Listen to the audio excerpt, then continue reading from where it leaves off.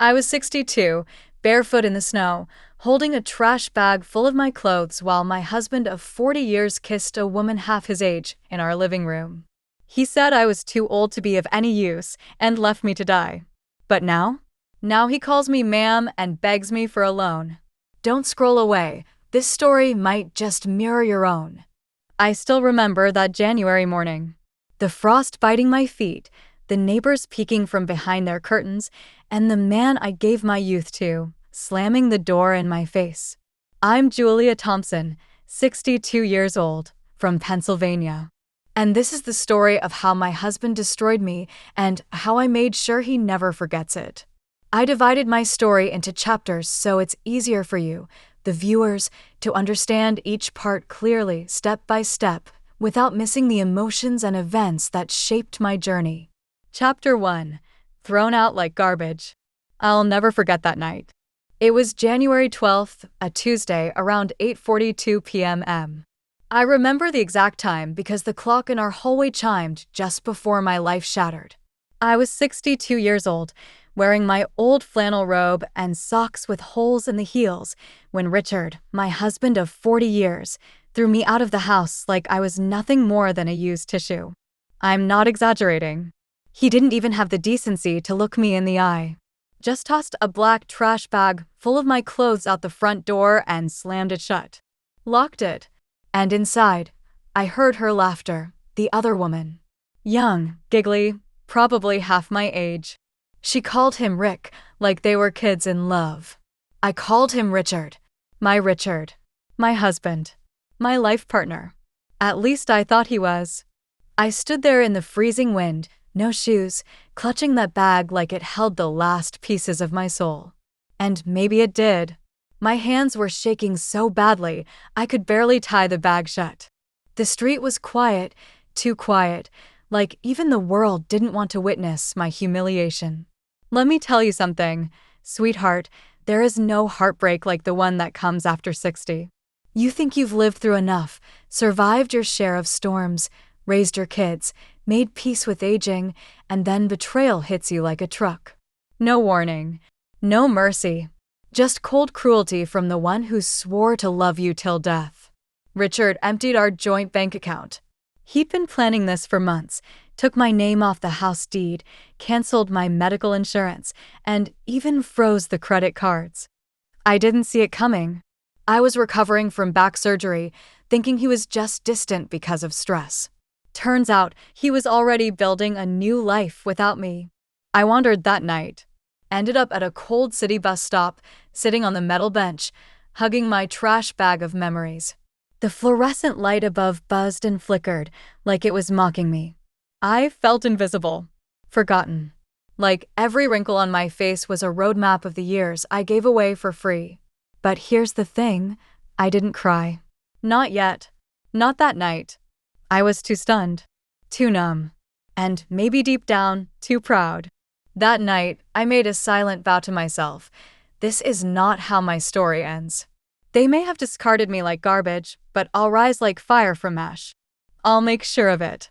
So, if you're watching this right now and any of this feels familiar, if you've ever been betrayed, forgotten, cast aside after decades of loyalty, please tell me in the comments. Tell me where you're watching from. Because this story? It's not just mine. It's ours. And if you're still with me, go ahead and like, share, and subscribe. Someone out there needs to hear this. Maybe it's you. Because trust me, what comes next will shock you. Chapter 2. The Woman in the Shelter. I didn't sleep that first night, not really. I sat there on the cold metal bench, trying to stay awake so no one would rob me or worse. At my age, you don't have the energy to fight off danger, but the fear keeps your senses sharp. When the sky started to lighten, I stood up slowly. My back screamed in pain, reminding me I was a woman who'd just had surgery 6 months ago. No painkillers. No support. Just a bruised spine and a broken heart. I wandered into a gas station and used their bathroom to clean up. The girl behind the counter looked at me like I was crazy. My hair was sticking out in all directions, my robe soaked from the night dew, and my face puffy from the cold. I avoided the mirror. You ever avoid your own reflection because you're scared of what you'll see? At around 10 a.m., I found my way to a local women's shelter. ID, never stepped foot in one before. I used to donate to them during Thanksgiving, back when I still had a home. Funny how fast life turns. One day you're giving, the next day you're begging. The receptionist at the shelter, Carla, must have been in her 40s. She had warm eyes. Didn't ask too many questions. Just handed me a clipboard and said, "Take your time." That small act of kindness cracked something inside me. I filled out the form, handed it back, and then sat down in the waiting room surrounded by women of all shapes, colors, and stories.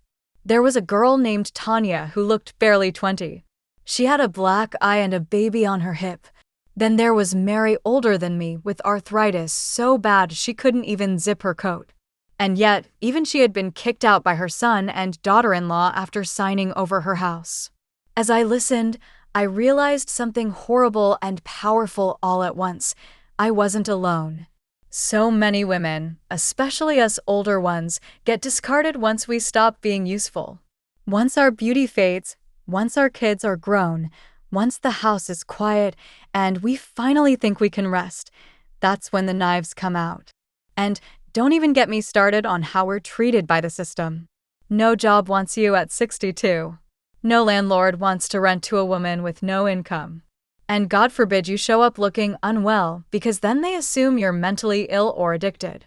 But I'll tell you what saved me that day: a woman named Dolores.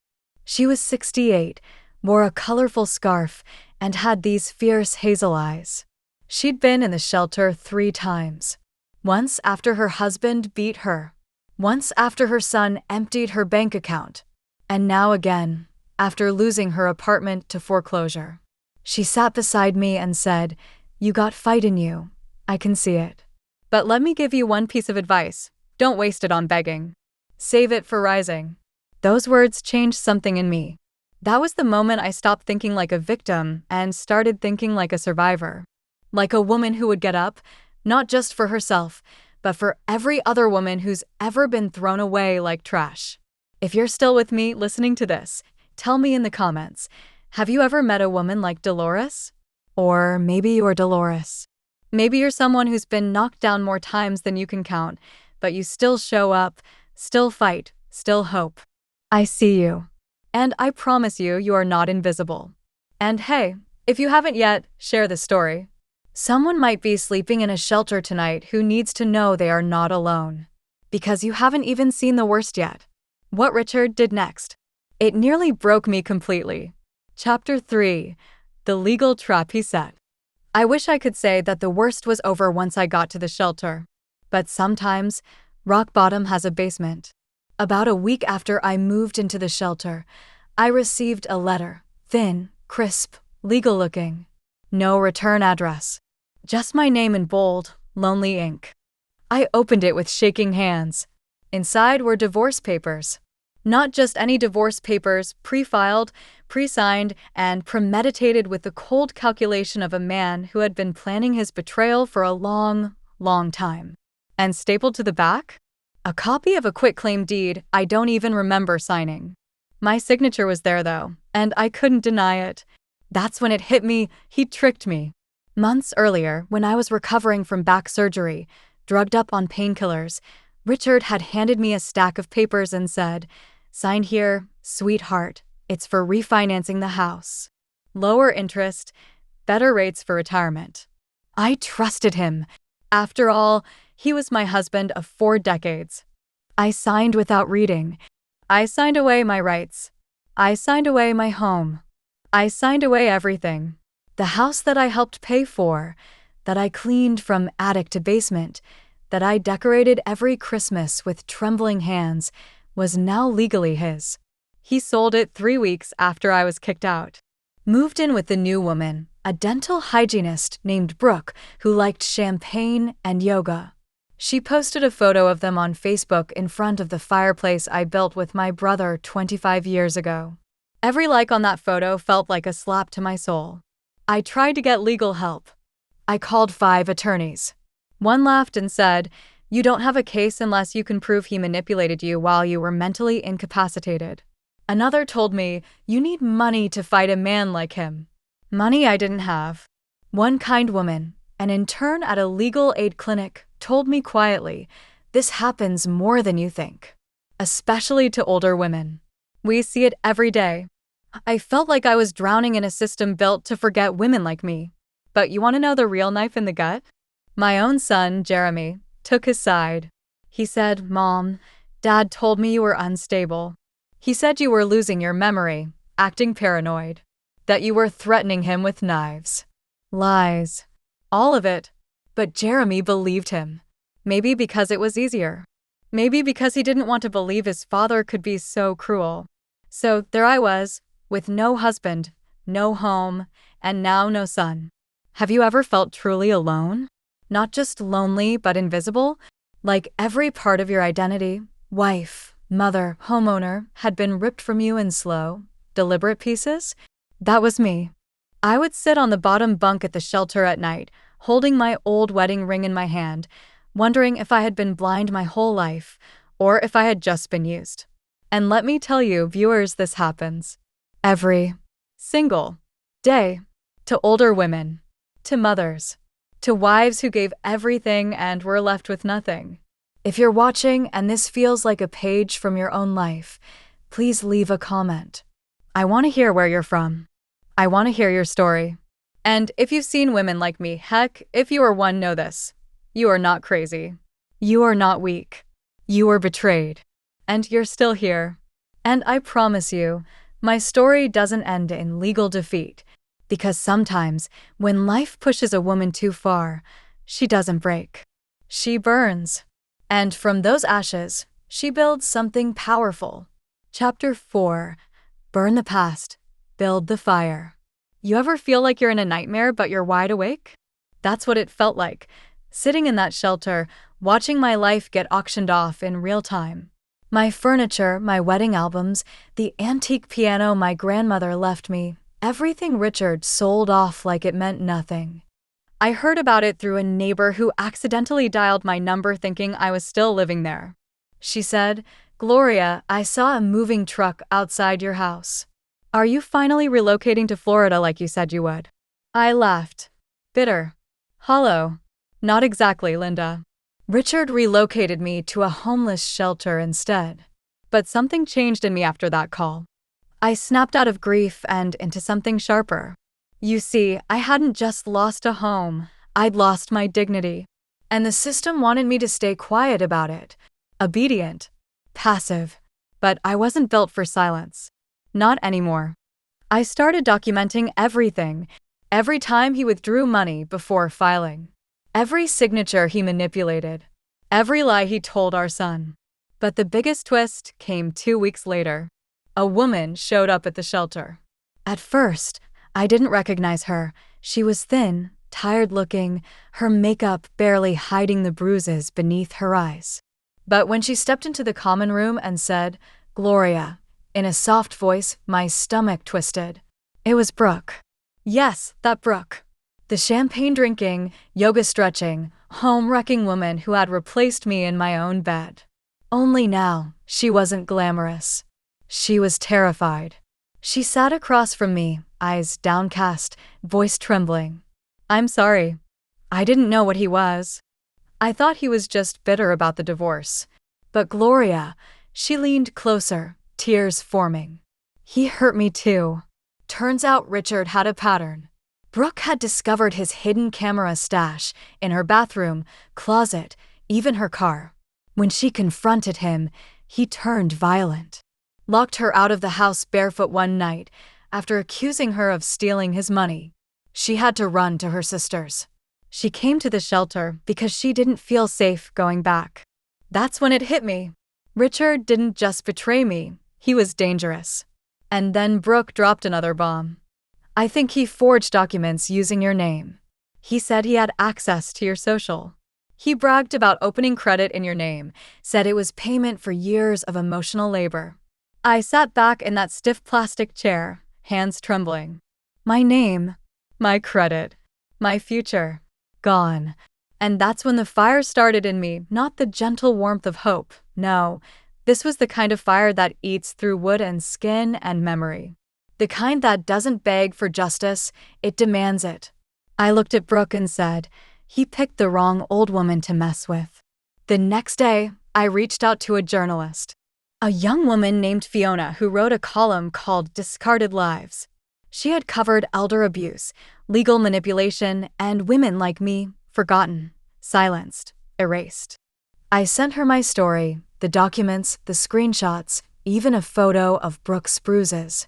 3 days later, she called me back and said 7 words that made my heart skip. This story could bring that man down. And from that moment on, the story you're hearing now wasn't just about survival anymore. It became about revenge. Sweet, burning, legal, public revenge. And friends, if you're watching this, don't scroll past. Like, share, comment where you're from. Tell me if you've ever seen a man like Richard, charming on the outside, but a vulture underneath. Your words can help another woman see the truth sooner. Because what happened next? It changed everything. Chapter 5, The Revenge Files. You know what's worse than betrayal? Being told it's your fault. That's exactly what happened when I confronted Jeremy, my own flesh and blood, about what his father had done. I called him, hoping maybe now, with Brooke out of the picture and the truth unfolding, he'd open his eyes. Jeremy, I said, voice shaking. Your father used me. He tricked me into signing everything over when I was on medication. He emptied our joint accounts. And now he's ruined Brooke too. She came to me, she's in a shelter. There was silence on the line. Then he sighed. Not out of pity. Not out of concern. He said, Mom, you're being dramatic again. Maybe if you hadn't always been so stubborn, Dad wouldn't have needed to do any of that. I swear, my soul cracked. He hung up after mumbling something about not getting dragged into parental drama.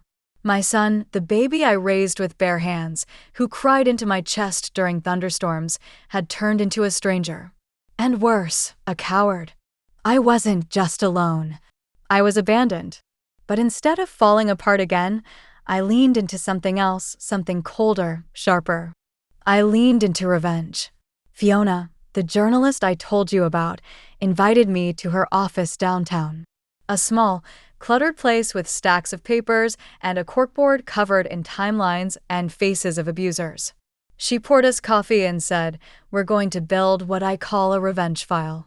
And oh, did we build it? We dug through every scrap of Richard's digital life. Emails, bank transfers, property records. We tracked back to a third woman he was seeing while he was with me and Brooke, some poor widow from Iowa he met on a mature singles site. He'd conned her out of $9,000 in investment advice. Piece by piece, the puzzle came together. Richard wasn't just cruel. He was a serial predator who targeted older, trusting women, used their emotional vulnerability, and destroyed them. Fiona had enough for a story, but I wanted more than ink and clicks. I wanted justice. So I made a call to an old friend, Margie, who worked part-time at the county clerk's office. I told her everything. I asked her one favor, to check if Richard had submitted any power of attorney documents with my forged signature. 2 days later, she texted, found one. He filed it last March. Looks suspicious. That's when it all clicked. Richard had legally prepared to ruin me long before he kicked me out. The money transfers, the credit fraud, the forged POA, it was a full-on financial assassination. But now I had proof. Fiona pitched the story to a national outlet. They accepted. And just like that, Richard's sins were no longer private. They were public record. And the headline? Elder Betrayed. The hidden epidemic of financial abuse among senior women. It went viral within 24 hours. My story was suddenly everywhere on podcasts, in Facebook groups, on forums where women from all over the country messaged me, Gloria, this happened to my mother. Gloria, I think my aunt is going through this.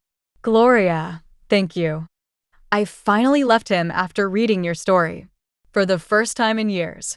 I didn't feel alone. But the best part? Richard felt the heat. He called me. The same man who laughed as I packed my bags months ago now had panic in his voice.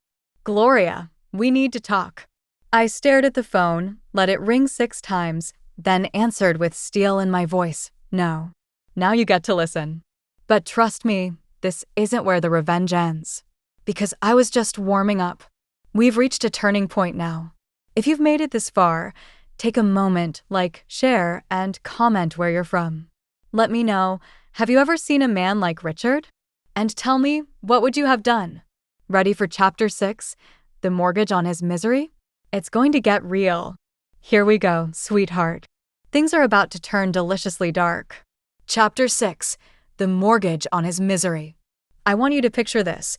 Richard, the man who once threw my suitcase into the rain like I was some stray mud, now pacing in his overpriced bachelor condo with news reporters ringing his buzzer and creditors leaving messages on every phone he owns.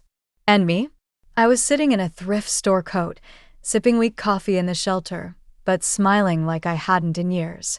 Because the balance was shifting. And I hadn't even played my strongest card yet. After the article dropped, things started unraveling fast for Richard. Women from his past came forward. 2 from his old job. 1 from his previous marriage. I didn't even know he was married before me. Each had a story of manipulation, lies, and betrayal. But the real blow came when Fiona connected me with a pro bono legal team that specialized in elder financial abuse. They took one look at the forged power of attorney and said, "This is criminal. He could go to prison for this." And suddenly, for the first time since Richard ruined my life, I had power, but I didn't rush. No, I let it simmer. I wanted him to feel the consequences crawling up his back like cold fingers. Then came the letter. A fancy envelope with a return address I knew too well. It was from Richard's lawyer. Inside, a desperate offer. He wanted me to sign a document saying everything had been a misunderstanding. In exchange, he'd offer me a small monthly stipend and a temporary place to stay. Temporary. As if I was a guest in the life I built from scratch with my own sweat and patience and silence. I didn't sign. Instead, I forwarded it straight to my lawyer, then reached for my phone and hit record. Because that night, Richard called me again. But this time, he wasn't arrogant. He was begging. "Gloria, please. I'm being investigated at work. They're threatening to pull my pension. I could lose my house. My car's already up for repossession. I made mistakes, all right? But we were married for 30 years. Can't we settle this quietly?" Oh, it felt good. You want quiet, Richard? Then you should have kept your lies in whispers. I lost everything too, I told him. But you didn't just take my house, you humiliated me. You left me homeless at 62. You took my name, my money, my son from me. Silence on his end. I finished with, "You built a house of misery on my bones. Now I'm here to collect the mortgage." Click. He wouldn't hear from me again for days. But what I did next, it shook him to his core. You see, I didn't just want legal justice. I wanted emotional justice. I called up Jeremy, yes, my son, and I asked for a 10-minute meeting. We met in a neutral cafe. I came prepared. I slid a folder across the table. Inside, copies of forged documents. Screenshots of Richard's text messages. Bank withdrawals signed under my name after I was sedated for surgery. Jeremy went pale. He flipped through them, hands trembling. I didn't know, he whispered. Didn't want to know, I said back, calm. But you helped him. You stood by and watched your mother suffer. Tears formed in his eyes. He asked if I'd come stay with him. Said he was sorry. Said he didn't understand how bad it was. I stood up and said, "You don't build a grave for your mother and then hand her a bouquet. You grow up." I walked out. Because forgiveness? It's not automatic. It's earned. And as for Richard? He was about to lose the one thing he prized most, his image. Because the court hearing was now public. His employer, his golf club, his banker buddies, they all knew. His fake little empire was crumbling. But darling, we're only halfway there. Before I take you into Chapter 7, the courtroom collapse, make sure you like, share, and comment below. Tell me, have you ever had to watch someone who hurt you beg for mercy? Because that's exactly what's coming next. And trust me, he won't be ready. Let me know when you're ready. Here comes the next stormy chapter, and believe me, it's one you won't forget. Chapter 7, The Courtroom Collapse. I never thought I'd walk into a courtroom wearing a borrowed blouse, my hair pinned up with a pharmacy clip, holding documents that proved my own husband had legally and emotionally destroyed me. But there I was. Alone? No, not anymore. Fiona was there, her pen ready. The young female attorney from the pro bono team, Maya, stood beside me, fierce and unwavering. And in the gallery? 3 other older women who had been through the same thing. One of them, Jane, whispered to me before we entered, "Make him feel it, Gloria. Make them all feel it." And I did. Richard sat there with his overpriced lawyer, his Rolex glinting under the courtroom lights like some twisted joke. He still had that air about him, the smug confidence of a man who thought the world was his to manipulate. But I watched him flinch, yes, flinch, when the first exhibit was shown. The fake power of attorney. His signature beside mine. Except mine wasn't real. It was a shaky copy lifted from old insurance papers. He'd literally forged my name using a scan from a past policy I'd signed when I broke my ankle 5 years earlier. My lawyer walked the court through each fraudulent transaction. Withdrawal after surgery. Wire transfer the day after a sedative was administered. Home title transferred within 24 hours of hospital discharge. The judge, a stern, older woman named Justice Wilcox, watched with narrowed eyes. She didn't say much. But every time Richard's lawyer tried to interrupt, she raised one hand like a traffic cop. Let her speak. And then it was my turn. They asked me to give a victim statement. And oh honey, I did not hold back. I raised a son while this man worked late nights I later found out were spent in hotel rooms with strangers. I gave up my career for him. I ignored my needs, my passions, my friends, because he said I was enough just being his wife. And when I turned 60, when my body started aching and my skin began to sag, he said he needed fresh air. But instead of opening a window, he buried me alive. I paused, looked Richard in the eyes. And then, he signed my name to my own grave. There wasn't a sound in the courtroom. Not even a cough. The judge asked if I had anything more to add. Yes, I said, turning to the gallery. I want the story to mean something, because I am not the only one. There are thousands of women like me, women over 60, who get discarded like broken appliances. We don't vanish. We rise. The judge leaned back, exhaled, and said, "This case is one of the clearest examples of elder financial abuse I've seen in years. The forged documents, the power imbalance, the total emotional abandonment, it's appalling." Then came the ruling.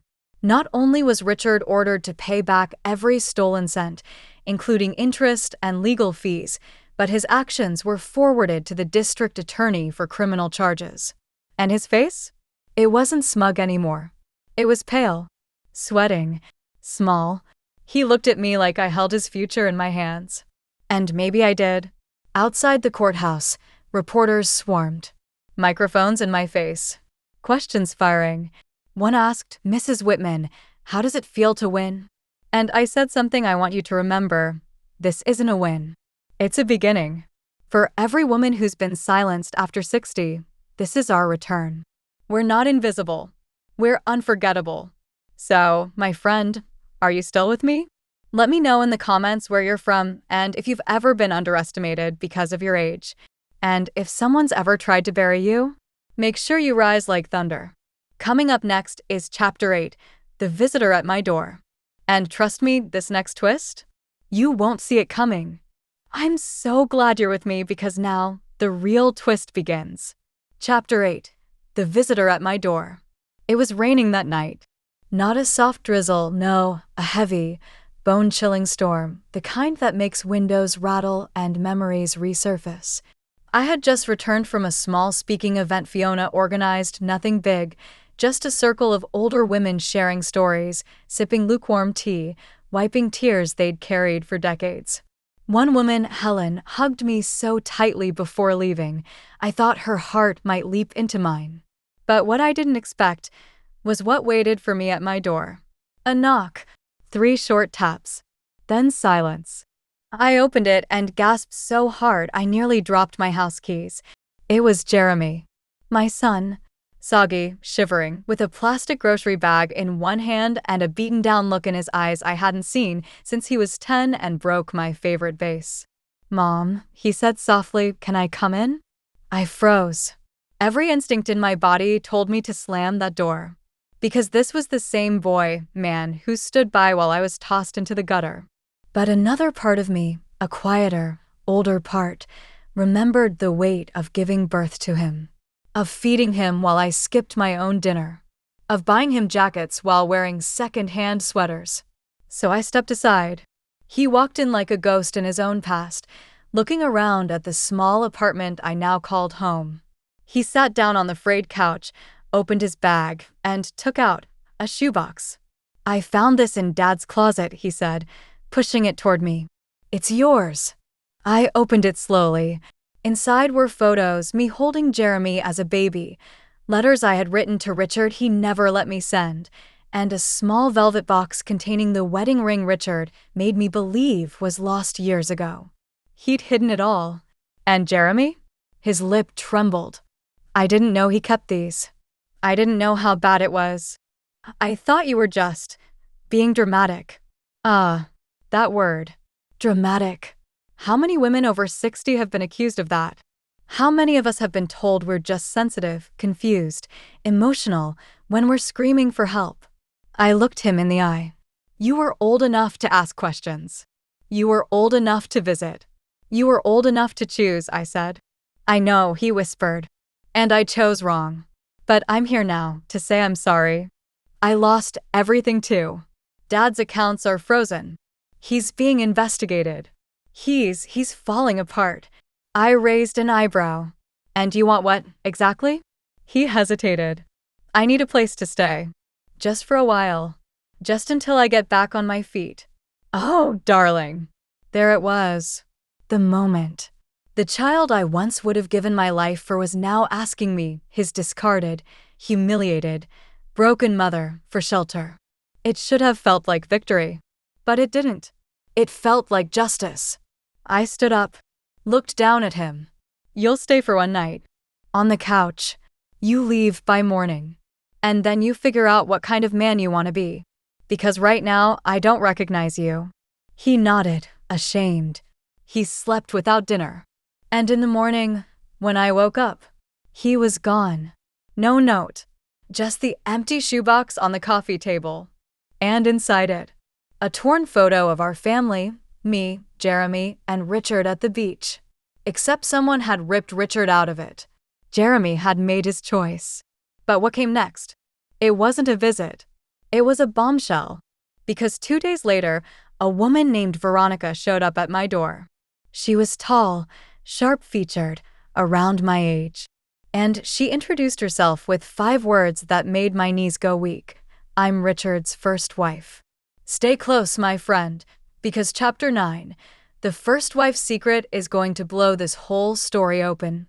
Don't forget to like, share, and tell me in the comments, have you ever had someone reappear when you least expected it? Because Veronica? She came with a secret Richard never thought would come to light. Chapter 9, The First Wife's Secret. When I first saw her, I thought she might be a social worker, or worse, a debt collector. But no. She was Veronica Whitman, Richard's first wife. I blinked, too stunned to speak.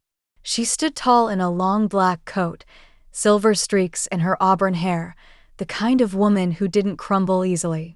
Her presence alone was commanding, like someone who'd spent decades learning to armor herself against the world and against Richard. "I need to talk to you," she said softly.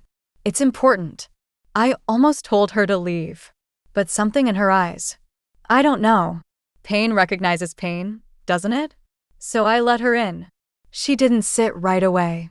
Instead, she stood near the window, watching the gray clouds outside swirl like something ominous was about to break. "I saw your case in the paper," she said. "What he did to you. I lived it too. Years ago. Before you even met him." I blinked again. "But he told me you left him. That you were unstable." Veronica let out a bitter laugh. "Isn't that the script? We're always unstable when we stop obeying." She handed me a small folder. I opened it slowly. Inside were court documents, divorce records, old police reports, restraining orders. My breath caught in my throat. One report detailed a hospital visit from 1986. Veronica's wrist had been broken. "He said you fell," I whispered. "I didn't," she replied. "He pushed me. Because I told him I wanted to go back to school and get my teaching license. He said educated wives become disobedient." My stomach turned. "He made me feel like I was crazy," she continued. "Gaslit me. Took my savings. Hid my car keys. Called my mother and told her I was delusional. By the time I escaped, I barely had a toothbrush." I looked at her, trembling with something between rage and heartbreak. "Why come to me now?" Veronica's face softened. "Because I heard he's being prosecuted. And I want to testify." I blinked again. "You want to help me?" She nodded. "I want to help us. I want to help every woman he ever crushed, including the next one and the next one, unless we stop him now." That night, we sat at the kitchen table for hours, two ex-wives piecing together a monster's legacy. We compared timelines, bank accounts, shared the names of attorneys. We even laughed bitterly when we realized he used the same nickname for both of us, called us both doll. Veronica shook her head. "I was never a doll. I was a warrior who just forgot her armor." Her eyes flicked to mine. "And so were you." That night, I didn't sleep. I stared at the ceiling, wondering how many years I wasted believing his lies. But now, I had a co-pilot. And together, we were about to light his whole world on fire with the truth. In the next chapter, a shadow from Gloria's past returns with an offer that could either destroy her or set her completely free. Hold tight, because everything you thought you knew about this story is about to change. Thank you. Let's keep the momentum going. You followed Gloria through heartbreak, abandonment, and shocking reunions. But now, prepare yourself. Because some confessions don't come from enemies. They come from those you trusted the most. Chapter 10. The Unexpected Confession. It was barely dawn when I heard the knock. This time, it wasn't timid. It was urgent. 3 hard bangs, like someone desperate to be heard. I opened the door, and there stood Fiona. My sweet Fiona. My angel of mercy, the only friend who had stood by me when everyone else turned their back. Her face was pale, her lipstick smeared, eyes red-rimmed like she hadn't slept in days. "Can I come in?" she asked. I stepped aside. "What happened?" She sat at my kitchen table, the same spot where Veronica and I had sat hours earlier, and dropped her purse to the floor with a thud. Then, before I could even pour her tea, she said something I never, ever expected. "I lied to you, Gloria." My body went still. "What do you mean?" Her hands trembled as she spoke. "About Richard. About how I met you. About the first time we spoke after your divorce." My heart pounded in my ears. "I met Richard months before I met you," she admitted. "At a country club I sometimes bartend at for extra cash. He offered me money to spy on you, to report back everything you were doing after the divorce." I stared at her. "You? What?" Tears spilled down her cheeks. "I needed the money. I was behind on my mortgage. I never thought it would hurt you. At first, I just told him things like where you went, if you were sad or talking to anyone new. But when I saw what he was really doing to you, how cruel he was, I stood." The room was spinning. "You were feeding him information about me?" "For months." Fiona was sobbing now. I stopped. "I swear to you, Gloria. I told him I wouldn't do it anymore. That's when he turned on me too. He threatened me, said I'd regret it if I ever helped you. That's when I came clean and started helping you for real. I wanted to scream. I wanted to throw every glass in that kitchen at the wall. But instead, I sat down and I stared at her. I trusted you, I whispered. I know, she said, brokenly, and I'll never forgive myself. But please, let me make it right. She handed me a small USB drive. I recorded the last phone call I ever had with him. The one where he said he wished you were dead, that he only married you for a backup retirement plan. Silence fell between us. That was the moment I realized, even those who stand beside you can hold knives behind their backs. But the question wasn't whether she betrayed me. It was whether I would use her betrayal to destroy the man who started it all. The wheel of justice is turning faster now. Because in the next chapter, Veronica and I walk into a lawyer's office with evidence that could bring Richard to his knees. This time, there's no mercy, only the truth and what we choose to do with it. Great, let's dive deeper into the fire. Everything Gloria endured is now forging her into something stronger. Because when a woman past 60 finally takes her power back, the world had better take cover. Chapter 11. The War Room. It was an overcast Wednesday morning when Veronica and I walked into attorney Carla Mendez's office. Carla was a fierce, sharp-tongued woman in her 50s with a reputation for winning the unwinnable, especially for women like us. Her office walls were lined with photos of past clients, all survivors, all fighters. I felt safer just being in that room. She greeted us with a firm handshake and a knowing smile. "Ladies," she said, "you've got the monster on the ropes. Let's make sure he doesn't get back up." We laid everything out on her long oak desk, the USB Fiona gave me, Veronica's court documents, bank statements showing funds drained from my retirement account into a private shell company Richard controlled, text messages where he mocked me, and then his handwritten letters from early in our marriage, full of promises to protect me forever. Carla raised an eyebrow. This isn't just fraud and emotional abuse. This is theft, coercion, reputational harm.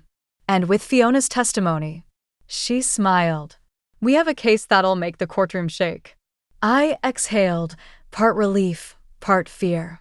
Because now we weren't just survivors. We were witnesses, plaintiffs, avengers. "Are you ready for a public fight?" Carla asked. "Because once we file this, Richard will know you're coming for everything he tried to bury." I nodded. So did Veronica. She pulled something from her purse, a small gold locket. "He gave me this on our wedding night. Said it was real gold." She opened it, revealing rusted metal inside. Turns out, just like him, it was hollow. We signed every document Carla handed us. We gave our statements. We set hearing dates. And before we left, Carla handed us each a thin red folder. "What's this?" I asked. She grinned. Step-by-step guidance on how to completely destroy a man like Richard in court. That night, I sat on my porch with Veronica. We didn't speak much, just stared at the stars. Two women who'd been broken, now building something ruthless and necessary. "Do you think he'll beg?" I asked. Veronica looked at me, her eyes like flint. "Oh, he will. But we won't be listening. We're heading into the heart of the storm now, my friends. The truth is out. The papers are filed. And Richard? He's about to feel what it's like when a woman you underestimated becomes the last thing you ever feared, free." Next up, Chapter 12, when the papers hit his desk. That moment when the abuser realizes he's no longer in control. Thank you. Now get ready, because Chapter 12 is the moment the hunter realizes he's become the hunted. Richard built his kingdom on silence, fear, and manipulation. But when justice comes knocking, it doesn't knock gently. Chapter 12, when the papers hit his desk. The first time I heard Richard scream wasn't in our marriage. It was the day the court papers arrived at his office. I wasn't there, of course, but Fiona was. You remember Fiona, the friend who betrayed me, then begged to make it right? She still had a connection inside Richard's law firm. And the moment the courier handed him the envelope marked official filing, fraud, abuse, financial coercion, his face drained like a man watching his own funeral. She said he laughed at first. From her, he barked, "She's got nothing without me." But then he opened the documents. Veronica's sworn statement, my financial records, Fiona's testimony, the digital logs, the withdrawals, the forged signatures.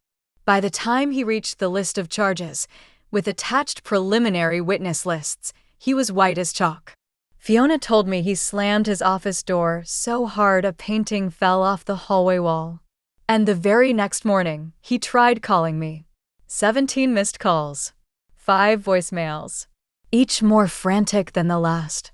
By the 4th one, he was crying. By the 5th, he was begging. "Gloria, baby, please call me back." I didn't know you felt that way. I made mistakes, but we were a team, weren't we? You know me. You know me. That last line made my stomach turn. Because yes, I knew him. I knew the man who gaslit me, stole from me, called me worthless behind closed doors and saintly in public. The man who made me believe I was lucky to be chosen by him. And now that I dared to speak out, he was shaking in his polished Italian loafers. He tried emailing me too. Apologies. Offers. Manipulations disguised as love letters. And then the clincher, "Please, Gloria. I'm behind on my business loan. If the press gets wind of this, I'll lose everything. I need you to withdraw the case. We can talk. We can fix this." Fix it? Like duct tape over a burned-down house? No, not this time. I printed the emails and gave them to Carla. She grinned like a wolf. He's in panic mode.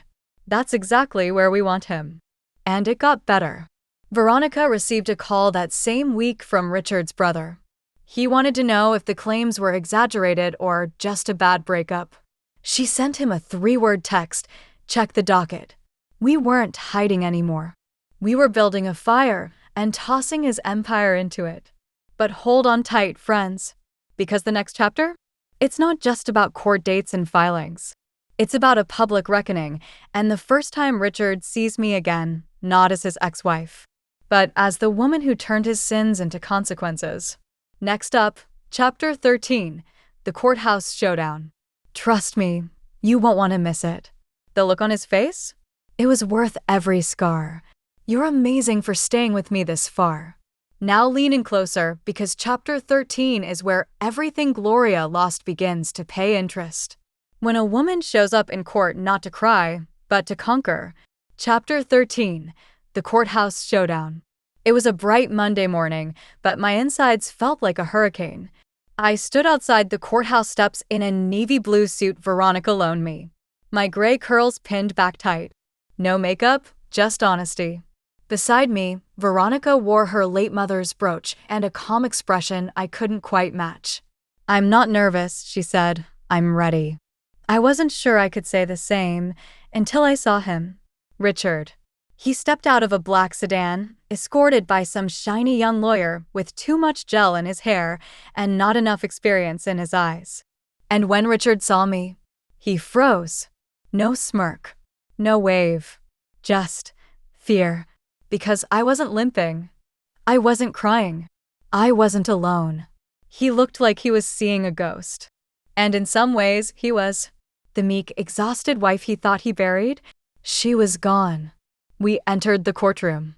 Small, quiet, but it might as well have been a stadium, the way the tension stretched across the walls. Carla stood tall as a storm and began, "Your Honor, we are here today not to grieve, but to expose. My client, Gloria Danvers, was emotionally manipulated, financially abused, and misled into surrendering her life savings, retirement accounts, and dignity to a man who saw her not as a partner, but as a piggy bank." Gasps from the gallery. Even the stenographer blinked hard. Richard's lawyer tried to object, said the words were dramatic. Carla didn't flinch. "Sometimes the truth is dramatic," she said, "especially when it's been silenced for years." Then she handed over the evidence. The bank trail. The shell companies. Fiona's sworn testimony. Emails Richard sent begging for withdrawal, all while denying wrongdoing. The judge's face turned grim. "This is serious," she murmured. "Very serious." Then came my part. I took the stand. My voice shook at first, but once I started speaking, it was like something inside me cracked open. Decades of pain poured out. I told them about the insults, the loneliness, the birthday he skipped to go golfing, the surgery he missed because of a meeting. The moment he told me I was lucky he stayed married to me because no one else would want an old woman with baggage. I watched as the judge stared Richard down. And, for the first time, he looked small, like a schoolboy caught cheating. But the twist? That day wasn't even the final verdict. That comes later. Today's hearing was just the beginning, the part where the truth rises from the ashes. As we walked out, reporters snapped photos. Someone asked me, "Ms. Danvers, do you want him to go to jail?" I turned to the camera. "I don't care if he ends up broke, jobless, or forgotten. I just want every woman out there who's been told she's too old, too weak, or too worthless to fight back, to know that they can still win. The real battle is just beginning." Because up next is Chapter 14, Fiona's Redemption. Yes, the same woman who once betrayed me. She's about to risk everything to make it right, even if it means burning the last bridge she has left. Trust me, you won't believe what she does next. Thank you for staying with me, dear friend. Now brace yourself, because even traitors can carry torches back into the dark to guide someone home. And in Chapter 14, that torch is held by Fiona, the woman who once watched me suffer in silence, but is now about to risk everything to expose Richard's darkest secret. Chapter 14, Fiona's Redemption. It was 2 days after the court hearing when I heard a soft knock at my apartment door.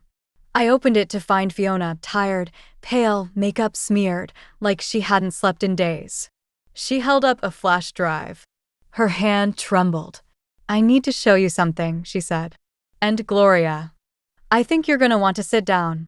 We sat at my kitchen table, the hum of my old refrigerator the only sound. She plugged the flash drive into my laptop. The folder was titled simply, June 2017, Private. My stomach turned. Fiona pressed play. And there he was, Richard, on screen, seated across from a man in a leather chair. His tone wasn't sweet or professional. It was ugly. "She's old," he said, laughing. "You think I married her for her mind? Gloria was my retirement plan. I needed someone who'd keep quiet while I built my business. And she was perfect. Stupid enough to stay. Sweet enough to trust me with her accounts." Fiona didn't look at me as I watched. She couldn't. I sat there, shaking, cold, numb. The man Richard was speaking to replied, "You're ruthless." And Richard just grinned. "You have to be. When a woman hits 60, she'll do anything to feel loved again." All I had to do was fake it long enough to sign the papers. Click. End of recording. I sat frozen for what felt like hours. "That was a business partner of his," Fiona finally whispered. "They had a falling out. The guy gave me this as insurance when he thought Richard might turn on him. I kept it hidden all these years. But I can't anymore." I looked her in the eyes. "I trusted you." "I know," she whispered. I was weak. I was scared. I thought being close to him meant I was protected too. But I saw what he did to you. I saw how he erased you. I can't undo what I allowed, but I can help end it." She pushed a second envelope across the table. "Bank accounts. Hidden ones. Overseas. In his name. I got them through someone who still owes me a favor from back when we were all young and dangerous." That night, I handed everything to Carla. She reviewed the video 3 times, lips pressed in a thin, dangerous line. "We're not just going for financial restitution now," she said. "We're going for character assassination. And this is the sword." Fiona did one more thing before she left that night. She hugged me. For the first time in years. "I don't expect your forgiveness," she said. "But I do want to help end the story, with you winning." And just before she turned to go, she added, "He's going to crumble." You'll see. I believed her. Because now we weren't just survivors or victims. We were a league of wounded women, building a storm strong enough to bring a tyrant to his knees. Coming up next is Chapter 15, The Collapse Begins. And just a gentle reminder to you watching, if this story is hitting home for you, if you've ever trusted someone who ended up stealing your joy, your voice, or your peace, please comment below. Let me know what country you're watching from. You are not alone. And if you haven't yet, like, share, and subscribe. Stories like this need to be heard by the women who think it's too late to take their lives back. See you in Chapter 15, my friends. That's when the house Richard built on lies begins to fall. I'm so glad you're still here.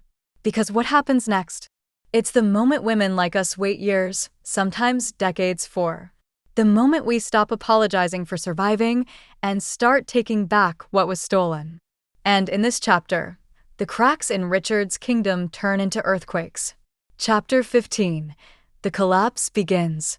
2 weeks after Fiona delivered the flash drive, Carla filed a motion to submit new evidence. And this time, it wasn't just about stolen money or fraud. It was about deception so deep it bordered on criminal neglect. The courtroom was packed. Even local news channels caught wind of it. I heard someone whisper, "This is the one where the husband called his wife a retirement plan, right?" I didn't flinch. I wanted them to say it. I wanted everyone to know exactly what I'd lived through. Richard arrived wearing a new tailored suit. But there was something off. His jaw was clenched. His eyes darted around nervously, scanning for a way out. No cameras were allowed inside, but the energy, it was electric. Carla pressed play. The video echoed across the courtroom. Richard's voice laughing, dismissing me, calling me stupid enough to stay. Gasps rippled through the crowd. A few people looked at me with wide, horrified eyes. The judge's gavel slammed hard. "Mr. Danvers," she said, "I've presided over hundreds of hearings, but this is the first time I've heard such blatant manipulation and cruelty caught on record by a spouse. We will reconvene in 1 week with recommendations for asset seizure, and I suggest you bring new counsel." Richard looked like a man unraveling. After the hearing, I stepped outside. Microphones in my face. Questions flying. "How does it feel, Ms. Danvers? Are you hoping he goes to jail? Do you regret staying married for so long?" I said nothing. I didn't need to, because 2 days later, Richard did something I never thought he'd do. He came to my apartment.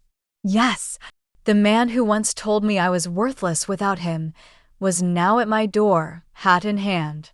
When I opened it, he looked shocked to see me standing so tall. "Gloria," he croaked, "I don't have anywhere else to go." I didn't move. I just stared at him. "My accounts are frozen. Investors are pulling out. My lawyer quit. Fiona's turned on me. I know I've done terrible things, but please, can I stay here for a few days? Just until I figure something out." That was the moment I felt it. Power. Clean, sober, earned power. I smiled. Slowly. "You remember what you said about me being your retirement plan?" I said softly. "Well, Richard, your plan just got revoked." I stepped aside. He looked hopeful. Then I handed him something. A business card. A nearby homeless shelter. "I suggest you start building something for yourself now, like the rest of us do." And I shut the door. Behind me, my chest rose and fell. It was over. Not the legal battle. That was still going. But the fear?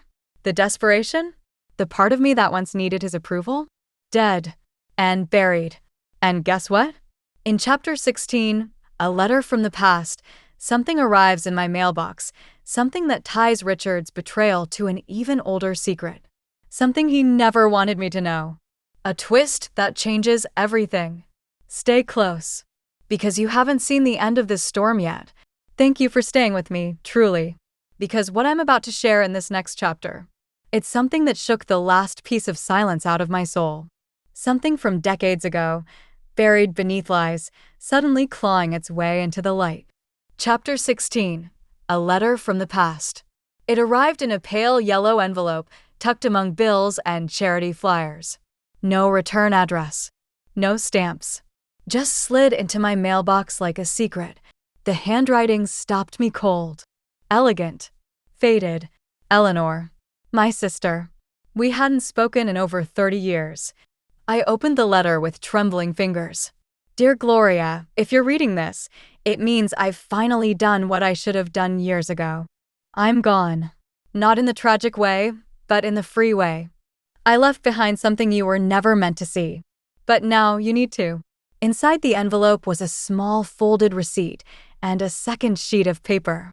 It was a copy of a deed transfer to a small cabin in Vermont, signed by Richard Danvers and Eleanor Winslow. Dated 1994. My throat closed. Back when Richard and I were still newly married. Back when Eleanor and I were still speaking. I flipped to the next sheet. Her handwriting now urgent. Slanted. He said it was just business. He needed someone's name other than yours to hide money. I didn't know. Not until it was too late. When I found out he forged your signature on those offshore accounts and used my name to funnel property out of your marriage, I threatened to tell you. He told me if I did, I'd ruin your fragile little heart. So I stayed quiet. I was weak. I thought I was protecting you, but I was just helping him erase you. I'm sorry, Gloria. This cabin? It's yours. It always was. Go there. What you find inside might help you finally bury the past. And him. I dropped the papers. I couldn't breathe. That betrayal wasn't just between husband and wife. It had roots. Deep ones. He used my sister. He stole in layers. I called Carla immediately. She was stunned. Do you know what this means? She said. If that deed was funneled through your sister, and we can prove it was marital property hidden from you, we can pull apart every other asset under suspicion. We booked a flight that night. Vermont was quiet. Cold. The cabin stood beneath bare trees, the kind that look like reaching arms in winter. The key was taped under the flower pot, just like Eleanor had said. I stepped inside. Dust. Silence. And a box on the floor labeled, for G. I opened it. Inside were photos of me, of Richard, of Eleanor and me as children, and a journal. My sister had documented everything she knew. Dates, names, transfers, offshore logs, and tucked inside the last page, a USB stick. I plugged it into Carla's laptop right there in the cabin. Recordings of Richard, phone calls, documents, and one particular file labeled, insurance, if he kills me. I held that drive in my hand like a sword. Because this wasn't just about me anymore. This was about every woman who's ever been tricked, discarded, silenced.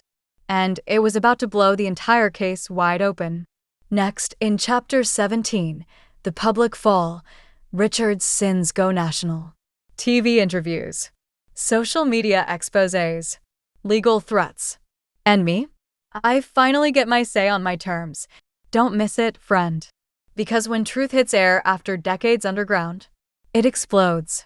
Thank you for staying with me, truly. Because what's about to happen now? It's the moment many women over 60 secretly dream of, but never get to see, when the truth finally burns louder than the lies. And the world watches the man who mocked your pain crumble.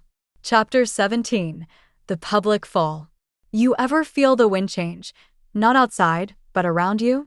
That's how it felt the morning Carla and I walked into the Channel 9 studio. Shed arranged an exclusive interview. Not because I needed fame, no, I'd had enough of being watched. But because I wanted other women to hear it from me first. I sat down in front of the lights. Microphones clipped. Hair fluffed. Carla gave me a nod. And the host, a younger woman named Talia, leaned forward with sympathy in her eyes. Ms. Danvers, she began softly. Why now? Why come forward? I swallowed. My voice cracked, but I didn't hide it.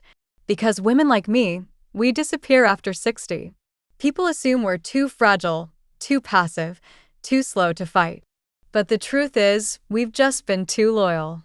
too quiet, too tired from carrying everyone else. And now?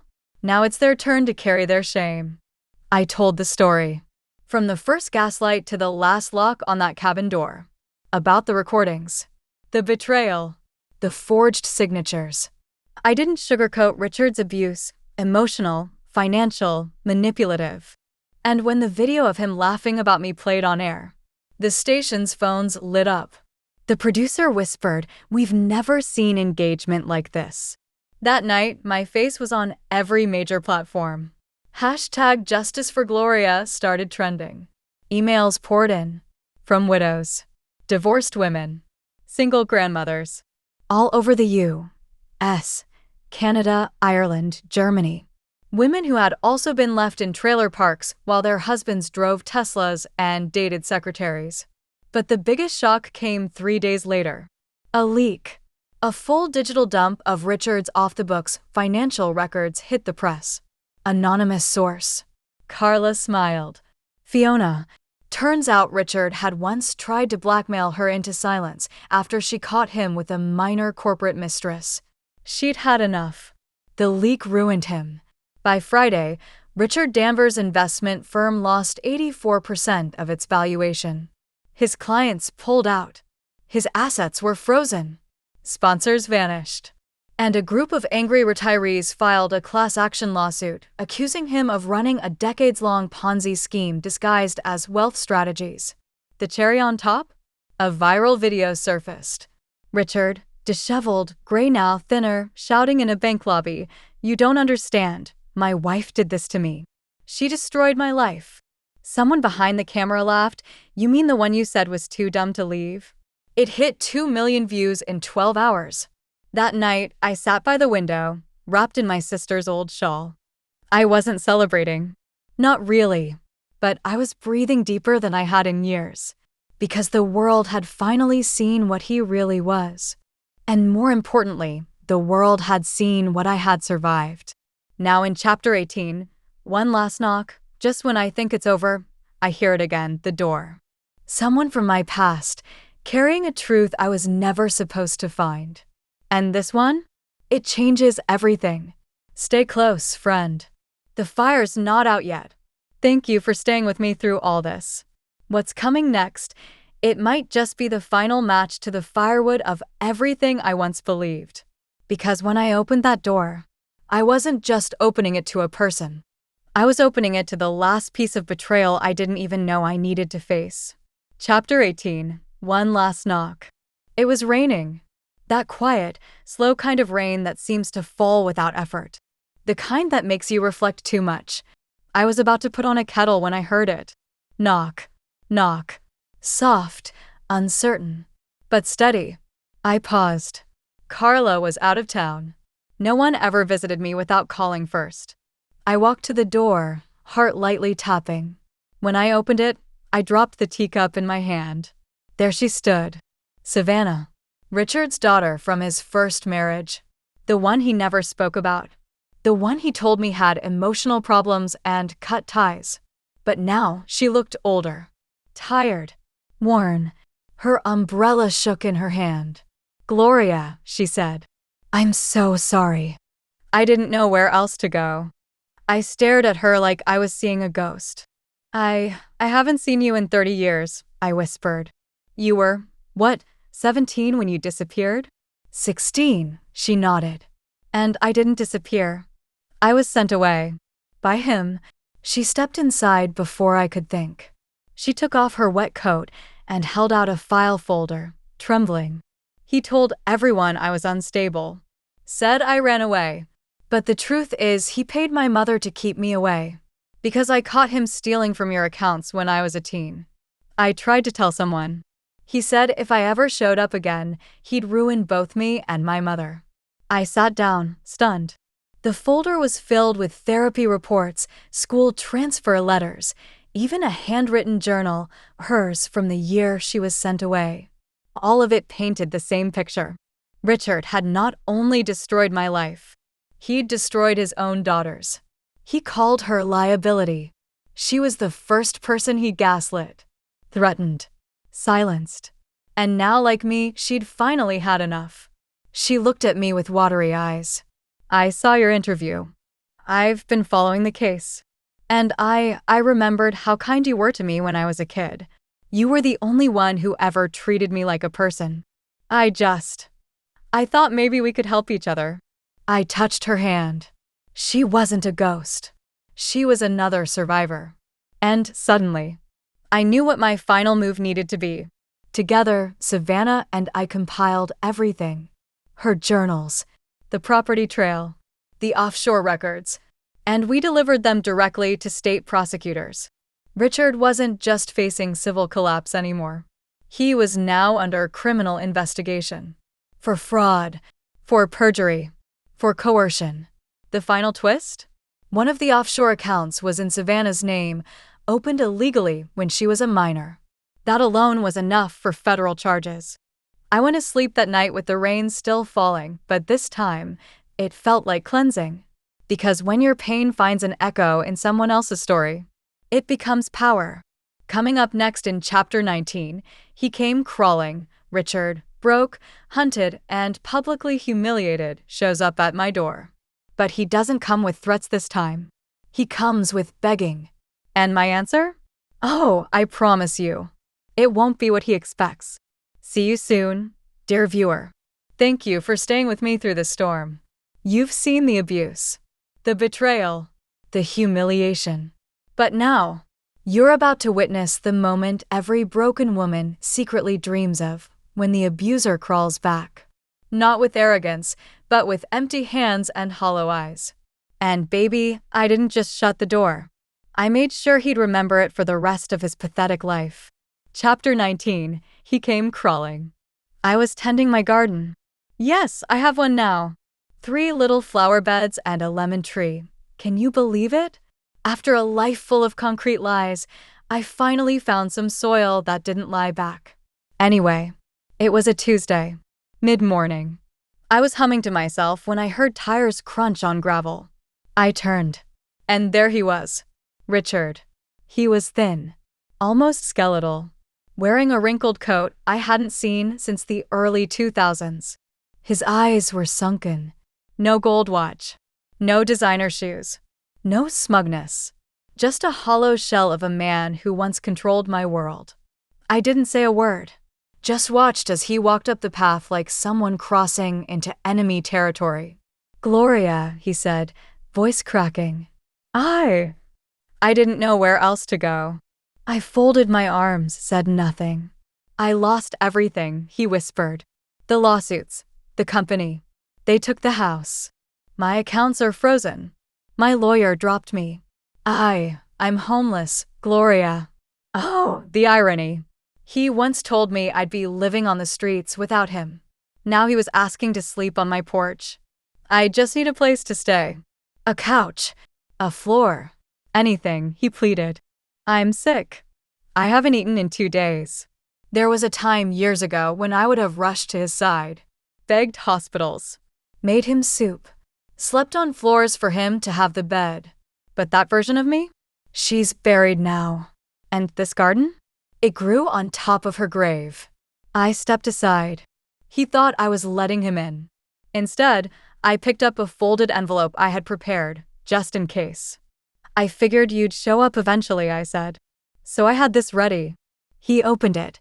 Inside was a single-page printout. A legally binding restraining order. Effective immediately. He staggered back. You can't be serious. Oh, I'm very serious, I said. See, the difference between you and me is, when I say forever, I mean it. He started to raise his voice, his old self flickering through. You ungrateful witch. After all I did. I held up my phone, already dialing the local sheriff. Say another word, I warned, calm as a storm before a tornado. They'll come escort you off my property like the stray you are. He froze, looked around. No car, no one backing him up. Even his voice had deserted him. I leaned in, just enough for him to hear. You ruined your life. I just stopped saving you from the consequences. He stumbled backward, turned, walked down the road. No ride, No umbrella. No dignity. That night, I opened my mailbox. Inside was a card. From Savannah. One line. You did what I never could. I'm proud of you, Mom number 2. And I wept. Not because I was sad, but because for the first time in my life, I felt seen, heard, believed. Now, my dear viewer, in the final chapter, chapter 20, My House, My Rules, you'll see what became of me, how I took every piece of pain and built a life no one could take from me again. And trust me, you won't want to miss it. Thank you so much for staying till now. This is the part 1 dreamed about in my darkest nights. The part 1 never thought would come true. Where I don't just survive, I rebuild. Not as someone's wife, or victim, or forgotten shadow, but as Gloria, the woman who lost everything and still bloomed. Chapter 20. My House, My Rules. 6 months after I served Richard that restraining order, I was sipping tea on the balcony of my own home. Not the house he bought. Not the condo he hid from me. But the beach house I purchased cash down with the help of the very prosecutors who seized his assets and found compensation due to me. Turns out, he'd named me as the silent partner on several investments, probably to avoid taxes. That came back to bite him. And bless me, I bought a little cottage 2 blocks from the ocean in South Carolina. White porch, hanging swing, blue hydrangeas. Everything I never got to enjoy in all my married decades. And you know the best part? It was peaceful. No eggshells. No tiptoeing. No wondering who he was texting at 2 a.m. Just me, my books, and my freedom. But don't worry, I didn't disappear. I started a YouTube channel. Yep, me. A 68-year-old woman with gray curls and laugh lines. Telling stories. My stories. Our stories. Because there are thousands of women like me who gave their youth, their dreams, their strength, and were left empty. Not anymore. My videos went viral. Not because they were flashy, but because they were true. Women wrote from everywhere: Kansas, Italy, South Africa, New Zealand, telling me, "You're telling my story. You made me feel less alone. I finally left after 40 years, thank you." Carla started moderating the comments. Savannah joined me on screen for an episode. We laughed. We cried. We showed the world what survival looked like. And Richard? Oh, he ended up exactly where he belonged. Living in a basement apartment owned by his sister. No car. No investments. Bank account frozen.